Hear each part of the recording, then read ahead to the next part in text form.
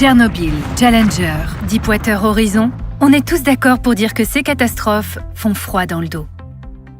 Mais j'y pense et puis j'oublie, comme dit la chanson, car depuis les postes de travail, pris dans les soucis techniques du quotidien et les cadences à tenir, on se sent vite éloigné de ces accidents majeurs.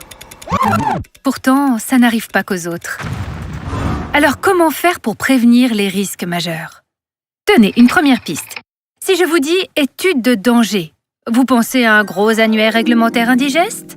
Pourtant, c'est une mine d'informations. N'hésitez pas, demandez à vos managers d'échanger sur les études de danger, de les décrypter, bref, de leur donner vie.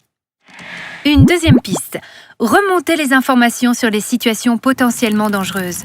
Vous savez, ces situations où rien de dramatique n'est arrivé, mais qui, dans des circonstances légèrement différentes, auraient pu avoir des conséquences graves. C'est ce qui permettra la prochaine fois à vous ou à vos collègues d'éviter peut-être le pire.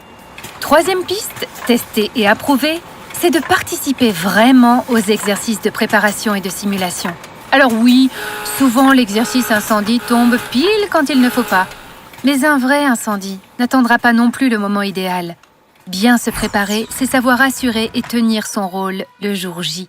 Et puis, quatrième piste, très importante, il faut connaître les lignes de défense.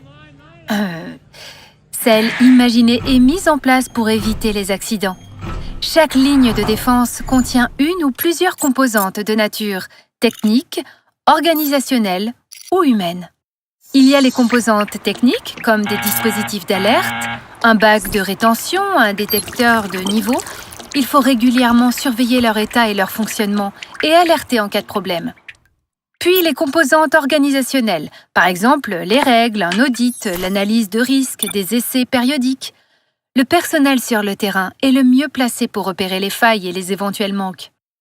Et enfin, les composantes humaines, comme les composantes individuelles et collectives, la vigilance partagée, les échanges. Rien ne remplace l'homme pour jongler entre rigueur et adaptation aux imprévus. Alors, pas besoin d'attendre une catastrophe pour parler des risques majeurs.